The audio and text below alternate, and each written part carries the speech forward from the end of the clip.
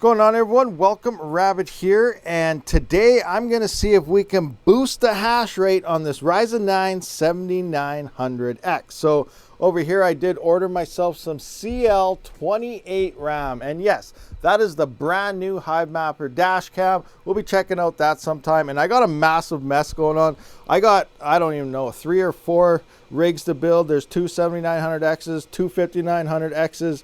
CPUs just came in, and I don't know, it's crazy stuff going on here. Things are very busy right now, and it is a complete disaster in my little room right here. So anyway, regardless, sitting on the test bench here, we got the 7900X. This is CL30, 6000 megahertz RAM. I'm going to re-go through some stuff here. If you saw my testing video earlier, I was at 0.93 volts. Well, after about 3 days, that went down, and I had to bump it up to 0.94. It's been about 5 days or something. I can't remember, almost a week, and it's been rock solid. So things are looking good with these voltage settings here, and that is at 4.7, our base clock. Now, I also built the other one. I didn't record it or anything. I got it online. I just whipped it together right quick, and I couldn't get that thing to go at anything under 0.965. It kept going down on me, but it has been solid now at 0.965. So as you can see, Silicon Lottery is the exact same build as this one, and this one's running perfect at 0.94,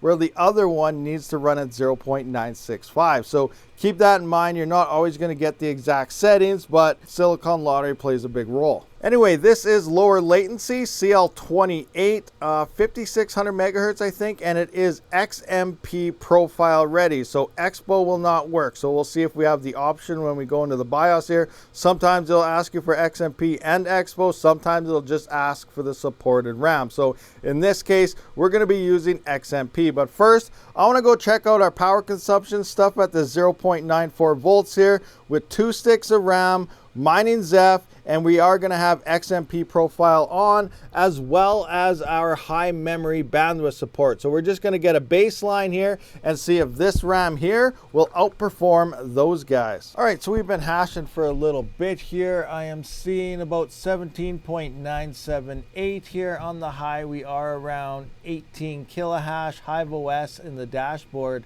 is telling us about 18.02 kilohash as well. At the wall, we are using about 160 watts, as you can see right there. If it focuses, oh, that RGB coloring is messing this up. I can't get a good angle, but we can see about 160 watts. So I'm going to swap the RAM. Pause this video, comment down below. Are we going to see a hash rate increase, decrease? Are we going to see a power consumption go up or go down? We're about to find out. Okay, so here we are. Obviously, there's no pretty colors here. It looks like a little low profile RAM, but it makes sense because it doesn't have the RGB lights on top, making it look a little shorter. Regardless, something interesting happened. I wanted to record going through the settings and stuff here, but it didn't pop up that I changed my RAM. So on the 3 and 5000 series, the AM4 platforms, every time you pull out one stick or change your RAM completely, it'll pop up and say it noticed changes. But here, it has all my settings already in here. XMP profile is still turned on. It does have high bandwidth on still, and it's reading the proper speed of 5600 instead of 6000. So that's very interesting that that didn't happen here. So that surprised me. Regardless, we're in the BIOS. We're about to check out some hash rates. Let's see what happens. All right, guys. So we do have some hash rates, and coming in here, it looks like we're at 17.76. The peaking is around 17.8. The Hive dashboard is telling us about 17.8 as well. So we actually lost like 200 hashes here. At the wall, we are about 157, 158 watts. So we are 2 watts less, and we did lose some hash rate. So that's interesting that that happened. So I'm wondering if we did a bunch of manual tweaking, if we could really tweak this RAM a lot better than the other ones.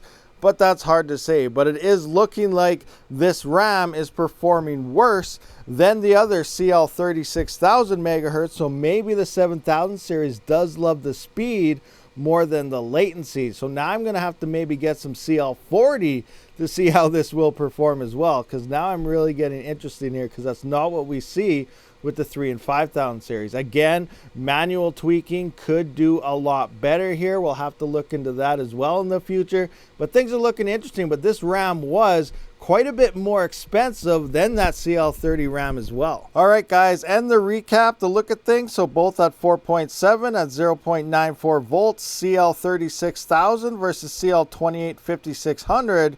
We did see 18.02 kilohash on the CL30 and 17.8 kilohash on the CL28 for 160 watts to 158, which works out to efficiencies of 112.62 and 112.65, where it was slightly more efficient, but definitely not worth the money spent. So I did order another stick hoping they would be better, but it looks like that was a bad idea. Regardless, it's fairly close. I'm okay with that. You know, I will get my money back in terms of mining, but it was a nice little test to see what happens. Now I am going to have to do some manual tweaking here, and we'll see if we can crank this up when I actually do my full build with the CL28 RAM with the two 7900Xs that I just got in. So things are going to get interesting moving forward, a lot more testing to do, and I might have to order some CL40 now to see how well that will compare also. So thank you for watching this video, guys. I will see you on the next one. Rabid out.